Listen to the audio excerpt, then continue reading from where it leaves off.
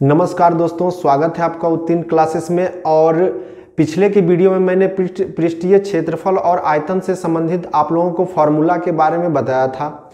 और आज के इस वीडियो में मैं इसी चैप्टर से कुछ प्रश्न आप लोगों के लिए लेकर के आया हूं, जिसका आज हम सॉल्यूशन करने वाले हैं। ठीक है, तो चलिए आज इस प्रश्न का सॉल्यूशन करते हैं। और अगर आप अभी तक आप मेरे चैनल को सब्सक्राइब नहीं किए हैं तो आप जल्द से जल्द मेरे चैनल को सब्सक्राइब कर लीजिए।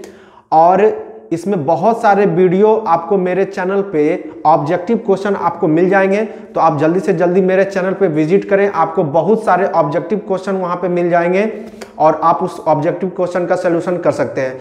तो आइए आज के वीडियो में हम लोग देखने वाले हैं पृष्ठीय क्षेत्रफल एवं आयतन से संबंधित प्रश्नों को। तो चलते हैं पहले प्रश्न की ओर और इसमें देखते हैं कि क्या बोला जा रहा है। तो दो बेलनों की त्रिज्याओं का अनुपात 2:3 है, 2:3 है और उनकी ऊंचाइयों का अनुपात 5:3 है। तो आयतन का अनुपात क्या हुआ है? यानी हमारे पास त्रिज्या का और ऊंचाई का अनुपात दिया हुआ है, तो हमको क्या बोल रहा है कि बेलनों का आयतनों का क्या देना है, निकालना है, अनुपात निकालना है। ठीक है, ठीक है। तो अब हम क्या करेंगे कि सबसे पहला नंबर में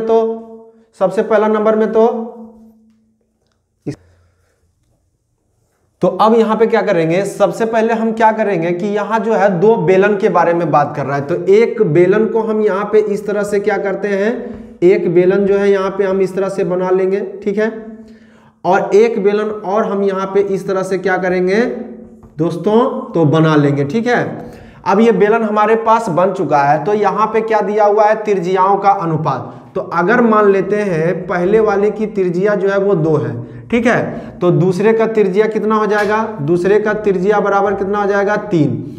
और फिर ऊंचाई जो है h जो दिया हुआ है वो कितना है, 5। तो यहाँ पे ऊंचाई कितना हो जाएगा, 3 हो जाएगा। ठीक है, ऊंचाई कितना हो जाएगा, 3 हो जाएगा। अब हम क्या करेंगे कि दोनों के आयतन का अनुपात, तो जब भी अनुपात निकालने के लिए बोला जाए हमसे, तो हम क्या करेंगे, अनुपात का मतलब होता है बटे, तो हम क्या कर देंगे, बटे कर देंगे। यहां पे लिखेंगे पहले बेलन का आयतन, पहले बेलन का आयतन और बटे क्या हो जाएगा, तो दूसरे बेलन का आयतन बराबर। ठीक है, तो हम जानते हैं कि बेलन का जो आयतन होता है वो क्या होता है, बेलन का आयतन होता है πr² h होता है और बटे क्या होगा फिर πr² h। ठीक है, तो अब हम क्या करेंगे कि, तो अब यहाँ पे देखिए हमने यहाँ पे क्या किया, पहले बेलन का आयतन और बटे क्या, दूसरे बेलन का आयतन। तो हम बेलन का फॉर्मूला क्या जानते हैं, πr² h बटे क्या होता है, πr² h। तो अब इसमें हम क्या करेंगे, पहले पाई से पाई को क्या करेंगे, काट देंगे। तो अब हमारे पास क्या बच गया, r² h और यहाँ भी क्या बच गया, r² h। अब हमारे पास यहाँ देख रहे हैं पहले का जो r का मान है वो कितना है, 2 है। तो हम 2 का क्या कर देंगे, स्क्वायर और गुने h का मान कितना है, तो 5 है, तो यहाँ हो जाएगा 5 बटे क्या हो जाएगा यहाँ पे, तो दूसरे का r का मान कितना है, 3, तो 3 का स्क्वायर और गुने कितना हो जाएगा, तो गुने हो जाएगा कितना, h का मान कितना दिया हुआ है, 3। अब हम इसको हल करेंगे, तो जब हम हल इसको करते हैं तो यहाँ पे बराबर में क्या हो जाएगा, 2 का स्क्वायर 4 और गुने कितना हो जाएगा 5 और बटे हो जाएगा यहाँ पे 9 और गुने कितना 3। तो बराबर में यहाँ क्या होगा, 4 गुने 5 करेंगे तो 5 चौका कितना हो जाएगा 20 और बटे हो जाएगा 9 तिया कितना 27। यानी हम कह सकते हैं कि 20:27 ये हमारा जो है वो आंसर आ चुका है। अब जब आंसर 20:27 आ चुका है तो अब हम देखेंगे ऑप्शन में कि हमारे पास कौन से ऑप्शन में ये मिल रहा है। तो हम देख रहे हैं यहाँ पे ऑप्शन नंबर ए में ये हमारा मैच कर रहा है, तो हम टिक किस में लगा देंगे, सॉरी ऑप्शन नंबर किस में, डी में। ऑप्शन नंबर किस में, डी में मिल रहा है हमारा 20:27। तो इस तरह से हम आप देख चुके हैं कि पहले का आंसर जो है वो क्या हो चुका है, आ चुका है। पहले का आंसर क्या है, आ चुका है। अब हम क्या करेंगे, अब हम चलते हैं दूसरे प्रश्न की ओर। दूसरा क्या बोला जा रहा है कि दो घनों के आयतनों में एक अनुपात 8 का अनुपात है तो उनकी कोरों का अनुपात क्या होगा। ठीक है। तो यहाँ पे घन का आयतन दिया हुआ है, तो हम क्या करेंगे यहाँ पे लिखेंगे, हम आपको पिछले वीडियो में बताए थे कि घन का आयतन जो फॉर्मूला में दिया हुआ रहता है हम वही क्या करेंगे, निकाल लेंगे। या तो फिर उनके कोरों का अनुपात बोल रहा है तो हम यहाँ क्या कर सकते हैं, लिख सकते हैं पहले घन का कोर, पहले घन का कोर और बटे क्या हो जाएगा, दूसरे घन का कोण बराबर। ठीक है, तो क्या होगा, पहले घन का कोर बटे दूसरे घन का कोर। तो जब कोर निकालते हैं तो रूट अंदर होता है कौन सी, आयतन। रूट अंदर क्या हो जाता है, आयतन। तो यहां भी हो जाएगा कितना, रूट अंदर क्या हो जाएगा, आयतन। ठीक है, तो यहां तक आप समझ गए होंगे। जब हमको आयतन दिया हुआ रहेगा और कोर बोलेगा निकालने के लिए तो हम क्या कर देंगे, रूट अंदर आयतन कर देंगे। ठीक है, तो अब हमारे पास घनों का जो आयतन का अनुपात दिया हुआ है वो कितना है, तो यहाँ पे देख सकते हैं बराबर का चिन्ह देके यहाँ लिख सकते हैं रूट अंदर कितना 1 और बटे हो जाएगा रूट अंदर कितना 8। तो जब हम इसका घनमूल निकालेंगे तो 1 का घनमूल कितना हो जाएगा, 1 ही हो जाएगा, लेकिन 8 का जो घनमूल होगा वो कितना हो जाएगा, 2। तो इस तरह से हम बोल सकते हैं कि 1:2 जो है ये हमारा आंसर आ चुका है। अब हम यहाँ पे ऑप्शन में देख लेते हैं कि 1:2 किस में मिल रहा है, तो ऑप्शन नंबर 2 में। तो हम क्या करेंगे कि 1:2 में रंग देंगे। तो ये हमारा दूसरा आंसर भी आ चुका है। और अगर आपको वीडियो अच्छा लग रहा हो तो वीडियो को लाइक शेयर कर दीजिए, ताकि और भी मैं आपको इस तरह के वीडियो आप लोगों के लिए बनाता रहूं। ठीक है, तो अगले चलते हैं अगले प्रश्न पे। इसमें क्या बोला जा रहा है कि 6 सेंटीमीटर भुजा वाले घन में से 2 सेंटीमीटर भुजा वाले कितने घन बनाए जा सकते हैं। ठीक है, तो हमारे पास यहाँ जो क्वेश्चन दिया हुआ है वो क्या है, बोल रहा है कि 6 सेंटीमीटर भुजा वाला एक घन है। ठीक है, और उससे जो है 2 सेंटीमीटर भुजा वाला कितना घन बनाया जा सकता है। तो हम क्या करेंगे, यहाँ पे जब भुजा दिया हुआ है, जब यहाँ भुजा दिया हुआ है तो आप देखिए यहाँ पे 6 सेंटीमीटर भुजा वाले घन में से 2 सेंटीमीटर भुजा वाले कितने घन बनाए जा सकते हैं। तो जब भी आपको एग्जाम में इस तरह के प्रश्न आ जाए तो आपको कुछ नहीं करना है, करना क्या है, यहाँ पे हम लिख देंगे मतलब घनों की संख्या, यहाँ पे लिख देंगे क्या, घनों की संख्या बराबर। तो घनों की संख्या बराबर क्या होगा, हम लिख देंगे पहले घन का आयतन। ऊपर में क्या लिखेंगे, पहले घन का आयतन, पहले घन का आयतन और बटे में क्या हो जाएगा, तो दूसरे घन का आयतन। ठीक है, तो पहला घन जो हमारा है उसका आयतन निकालेंगे, क्या है, तो भुजा दिया हुआ है कितना 6, तो आयतन निकालते हैं घन का क्या होता है, भुजा का क्यूब। भुजा का क्या हो जाता है, क्यूब हो जाता है। तो भुजा का यहाँ पे क्यूब जब करेंगे, पहले घन का आयतन जब निकालेंगे तो यहाँ पे क्या हो जाएगा, भुजा का क्यूब होगा, यानी 6 गुने क्या कर देंगे 6, और बटे यहाँ पे कितना हो जाएगा, तो यहाँ भी हो जाएगा इसमें 2 गुने कितना हो जाएगा 2। अब जो कटेगा उसको काट देंगे, तो इसको हम इससे काट देते हैं, तो 2 तिया 6, फिर 2 तिया 6, फिर 2 तिया कितना 6। अब इसको गुना कर देंगे तो 3 तिया 9 और 9 तिया कितना हो जाएगा 27 हो जाएगा। यानी कहने का मतलब ये है कि 27 घन जो है वो क्या हो जाएगा, बन जाएगा। अब यहाँ पे आप ऑप्शन नंबर डी में देख सकते हैं 27, तो आप इसको इसमें टिक लगा सकते हैं। ठीक है, तो चलिए अब अगले प्रश्न की ओर चलते हैं। क्वेश्चन नंबर कितना है, 4 है। इसमें क्या बोला जा रहा है कि किसी गोले का वक्रपृष्ठ का क्षेत्रफल 144 पाई सेंटीमीटर है, तो उसकी त्रिज्या ज्ञात करें, उसकी त्रिज्या ज्ञात करें। तो यहाँ पे क्या बोला जा रहा है कि गोले का वक्रपृष्ठ का क्षेत्रफल। तो गोला हम लोग जानते हैं कि गोला इस तरह का गोला होता है। ठीक है, गोला कुछ इस तरह का होता है। अब इसका बोल रहा है कि वक्रपृष्ठ का मतलब बाहरी सतह का क्या बोल रहा है कि पृष्ठ का क्षेत्रफल जो है वो कितना है, 144 पाई सेंटीमीटर है, तो उसकी त्रिज्या ज्ञात करें। तो हम यहाँ पे क्या करेंगे, लिखेंगे कि गोले का वक्रपृष्ठ का क्षेत्रफल। यहाँ पे क्या लिखेंगे, गोले का वक्रपृष्ठ का क्षेत्रफल। तो यहाँ हम लिखेंगे गोले का वक्रपृष्ठ का क्षेत्रफल, वक्रपृष्ठ का क्षेत्रफल बराबर। तो गोले का वक्रपृष्ठ का क्षेत्रफल कितना होता है, तो 4 पाई r का स्क्वायर। ठीक है, 4 पाई आर का स्क्वायर। तो अब यहाँ देखिए गोले का वक्र पृष्ठ का क्षेत्रफल कितना दिया हुआ है 144 पाई। तो हम यहाँ क्या करेंगे, नीचे लिखेंगे 144 पाई और इधर कितना हो जाएगा 4 गुने पाई और आर का क्या हो जाएगा स्क्वायर।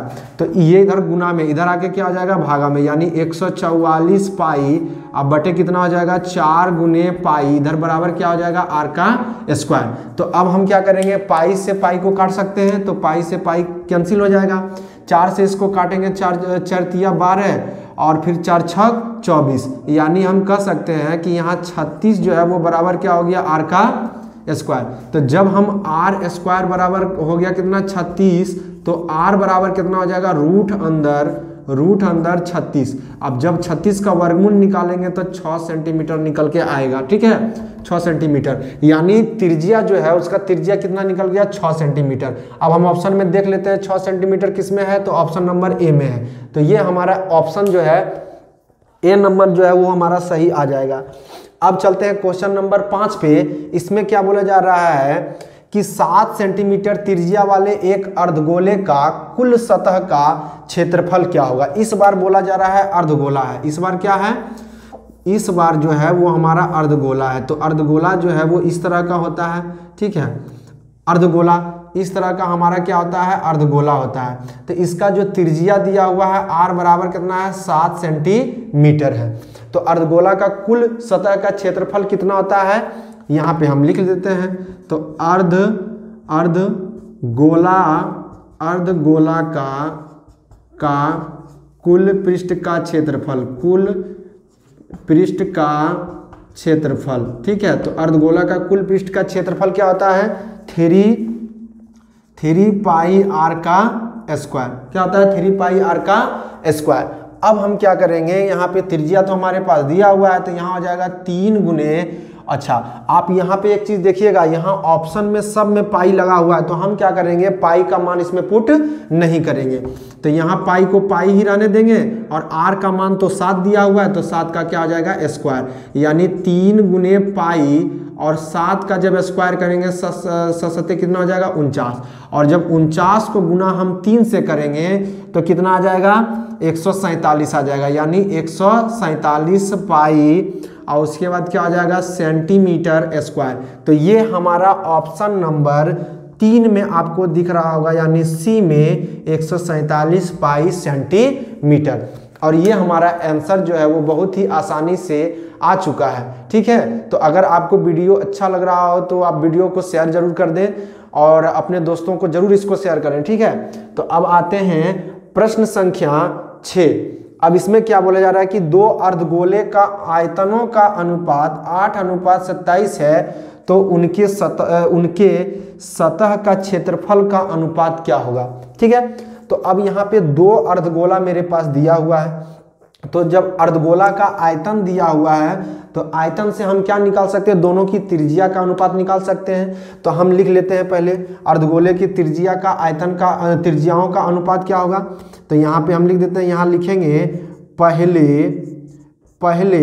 अर्धगोला का त्रिज्या, पहले अर्धगोला का त्रिज्या और बटे क्या हो जाएगा, तो यहाँ हो जाएगा दूसरे अर्धगोले का त्रिज्या, दूसरे अर्धगोले का त्रिज्या बराबर। तो यहाँ क्या होता है जब त्रिज्या हम निकालेंगे तो रूट अंदर कितना आ जाएगा 8, ठीक है, और यहाँ पे हो जाएगा कितना रूट अंदर 27। आप इस बात को समझ पा रहे होंगे। तो अब क्या करना है कि जब हम त्रिज्या निकालते हैं तो आयतन क्या हो जाता है, रूट अंदर आयतन हो जाता है। तो जब हम इसको हम यहाँ पे निकालेंगे तो ये इसको मान लेते हैं R1 और इसको R2। तो जब हम R1 बटे R2 निकालेंगे तो इसका 8 का घनमूल कितना हो जाता है, तो 2 हो जाता है, ठीक है, और 27 का कितना होता है 3। तो R1 हमारा निकल गया 2 और R2 कितना निकल गया 3 निकल गया। अब मेरे पास बोल रहा है क्या सतह का क्षेत्रफल का अनुपात। तो अब यहाँ पे क्या लिखेंगे, पहले अर्धगोले या गोला का सतह का क्षेत्रफल, सतह का क्षेत्रफल, पहले अर्धगोले का सतह का क्षेत्रफल बटे, फिर यहाँ क्या लिखेंगे दूसरे अर्धगोला गोला का सतह का क्षेत्रफल, ठीक है, यहाँ बराबर। तो क्या है, अर्धगोले का सतह का क्षेत्रफल कितना होता है, तो अर्धगोले का सतह का क्षेत्रफल कितना होता है यहाँ पे आप देख सकते हैं। तो अर्धगोले का सतह का क्षेत्रफल हो जाएगा 2/3 पाई आर का क्या हो जाएगा स्क्वायर, पाई आर का क्या हो जाएगा क्यूब हो जाएगा, सॉरी यहाँ पे हो जाएगा पाई आर का क्यूब। फिर यहाँ दूसरा हो जाएगा 2/3 पाई आर का क्या हो जाएगा क्यूब। ये होता है अर्धगोले का सतह का क्षेत्रफल। तो अब हम यहाँ पे क्या कर सकते हैं, तो पाई 2/3 से 2/3 कैंसिल हो जाएगा, फिर पाई से पाई क्या हो जाएगा कैंसिल। अब बच गया क्या, आर का क्यूब, और बच गया फिर कितना 3 का क्यूब। तो अब यहाँ पे देख सकते हैं, अब यहाँ पे देख सकते हैं क्या हो जाएगा, यहाँ पे 3 का जब हम स्क्वायर करेंगे, 3 का यहाँ क्यूब ना होगा, स्क्वायर होगा ना, तो यहाँ पे सॉरी आप यहाँ पे देखिए स्क्वायर इसको कीजिए, थोड़ा सा मिस्टेक हो गया, तो यहाँ आप स्क्वायर कीजिए, तो 2/3 और पाई से पाई खत्म। अब यहाँ आर, तो इसमें क्या है कि एक 14 सेंटीमीटर ऊंची बेलन के वक्र सतह का क्षेत्रफल कितना है, 264 सेंटीमीटर है। तो इसका आयतन क्या होगा। तो सबसे पहले यहाँ पे देखिए इस तरह का एक जो है मेरे पास दिया हुआ है क्या, बेलन, ठीक है। अब इसमें क्या बोला कि इसकी जो ऊंचाई है यानी h बराबर दे दिया है 14 सेंटीमीटर, लेकिन r हमको पता नहीं है। तो सबसे पहले हम r निकाल लेते हैं इसका। तो r निकालने के लिए क्या करेंगे कि यहाँ बेलन का वक्रपृष्ठ का क्षेत्रफल क्या होता है 2 पाई RH। तो हम क्या करेंगे, यहाँ पे वक्रपृष्ठ का क्षेत्रफल दिया हुआ कितना 264, इधर 2 गुने 22/7 और गुने r और गुने क्या हो जाएगा h का मान कितना दिया हुआ है 14, h का मान कितना दिया हुआ है 14। तो इस 14 से इसको काट देंगे तो यहाँ आ जाएगा कितना 2। अब यहाँ क्या है, तो 264 को यहाँ पे 2 आ जाएगा नीचे, 22 आ जाएगा नीचे, फिर ये 2 आ जाएगा नीचे, इधर बच जाएगा r। अब जब इसको हम 22 से काटेंगे तो 22 एकम 22, अब 22 दूना कितना हो जाएगा 44। तो अब जब इसको हम काटेंगे तो यहाँ आ जाएगा 6, और जब इसको इससे काटेंगे तो हो जाएगा 3, यानी r बराबर जो है वो कितना निकला 3, r बराबर कितना निकल गया 3। अब हमको बेलन का क्या निकालना है, आयतन। तो यहाँ पे हम लिख देते हैं बेलन का आयतन बराबर, तो बेलन का आयतन क्या होता है पाई r स्क्वायर h। तो पाई का मान कितना है 22/7 और गुने r का मान हो जाएगा 3 गुने 3, ठीक है। अब उसके बाद h कितना है तो 14 है, इसको इससे काट देंगे तो 7 दूना 14। अब यहाँ हो जाएगा 3 तिया 9 और 9 दूना 18, और 18 को गुना कर देंगे 22 से। तो 18 को गुना करेंगे 22 से तो 18 दूना 36 के 6, और बाकी कितना हो जाएगा, बाकी हो जाएगा 3, फिर 18 दूना 36 के बाद 37 38 39, यानी 300 कितना आ जाएगा 96। तो देख लेते हैं 396 जो है ऑप्शन नंबर किस में है, 396 जो है ऑप्शन नंबर किस में है, सी में है। तो इस तरह से हमारा ये आंसर आ चुका है। अब जो है चलते हैं अगले प्रश्न की ओर। इसमें बोला जा रहा है कि 12 सेंटीमीटर व्यास के एक गोले द्वारा विस्थापित हवा का आयतन क्या होगा। तो जब भी विस्थापित हवा का मतलब क्या होता है, जैसे कोई कमरा होता है तो उसमें क्या होता है पूरा हवा भरा हुआ रहता है। तो जब हमको आयतन निकालने के बारे में बोला जाएगा, जब हमको आयतन निकालने के लिए बोला जाएगा तो या हवा के बारे में पूछा जाएगा तो हम क्या करेंगे, आयतन ही उसका निकालेंगे। तो अब यहाँ पे देखिए एक जो है एक गोला, तो गोला तो इस तरह का रहता है, ठीक है, इस तरह का हमारा गोला रहता है। अब इसका जो व्यास दिया हुआ है यहाँ से यहाँ टोटल यानी d बराबर दिया हुआ है कितना 12 सेंटीमीटर। तो हम इससे r निकाल सकते हैं, तो r कितना हो जाएगा 6 सेंटीमीटर हो जाएगा। जब ये 6 सेंटीमीटर हो गया तो अब हम क्या करेंगे कि गोले का आयतन डायरेक्ट निकाल लेंगे। क्या निकाल लेंगे, गोले का आयतन। तो यहाँ क्या लिखेंगे फॉर्मूला इसका, गोले का आयतन बराबर, तो ये होता है 4/3, अब पाई r का क्या होता है क्यूब होता है। अब यहाँ क्या करेंगे कि यहाँ हो जाएगा 4/3 गुने पाई का मान कितना होता है तो यहाँ पे हम ऑप्शन में देख रहे हैं कि पाई जो है लगा हुआ है, तो हम पाई को पाई ही रहने देते हैं। तो यहाँ हो जाएगा पाई और गुने आर के जगह पर, तो आर का मान जो है यहाँ पे कितना है 6 है, तो हम 6 को 3 बार लिख देंगे, 6 गुने 6 और गुने कितना 6। अब क्या है कि ये 3 से ये 6 कट जाएगा, तो 3 का पढ़ेंगे 2 मरते, 3 दूना कितना हो गया 6। अब जो है 6 6 36 और 36 गुने होता है कितना 2, तो 36 गुने 2 हो जाएगा कितना 36 दूना 72 और 72 को गुना कर देंगे कितना से 4 से, तो 4 दूना 8 का 8 बाकी 4 दूना कितना हो गया 8 और 7 का पढ़ेंगे 4 मरते, तो 7 चौके कितना हो जाएगा 28। यानी हम बोल सकते हैं कि 288 और ये जो पाई बचा हुआ ये भी तो इसके पीछे लग जाएगा, तो ये हो जाएगा इसके पीछे। अब हम यहाँ पे बोल सकते हैं कि जो इसका फाइनल आंसर होगा वो कितना होगा, तो 288 पाई। अब देख लीजिए 288 पाई जो है आंसर किस में है, तो ऑप्शन नंबर डी में हम देख रहे हैं कि 288 पाई है। तो इस तरह से ये आंसर भी आ चुका है। अब देखिए अगले प्रश्न को, अगर अगले प्रश्न आप इसको हल करना चाहते हैं तो वीडियो को रोक के इसको हल करके देखिए कि आपसे इसका आंसर आता है कि नहीं, और उसके बाद आंसर इसका कमेंट कीजिएगा नीचे। अब चलते हैं अगले प्रश्न में। क्या है कि किसी 5 सेंटीमीटर भुजा वाले घन को बांटकर किसी 5 सेंटीमीटर भुजा वाले घन को बांटकर 1 सेंटीमीटर भुजा वाले कितने घन बनाए जा सकते हैं। तो अब क्या बोल रहा है कि हम क्या करेंगे, इसमें बोला कि 5 सेंटीमीटर भुजा वाला कोई घन है, तो हम घन को और उसके बाद उसको बांट रहा है, तो हम पहले क्या करेंगे निकाल लेंगे घन का आयतन। क्या निकाल लेंगे, घन का आयतन, क्योंकि भुजा मेरे पास दिया हुआ है। तो क्या हो जाएगा घन का आयतन बराबर, घन का आयतन बराबर, तो इसका आयतन बराबर क्या होता है भुजा का क्यूब। तो भुजा हमारे पास कितना है 5, तो 5 गुने 5 गुने 5 बराबर कितना होता है 125 सेंटीमीटर क्यूब। तो ये हमारा 5 सेंटीमीटर वाला से निकल गया है कि इसका आयतन हो जाएगा 125। अब बोल रहा है कि इसको बांटना कितना में है, तो 1 सेंटीमीटर में।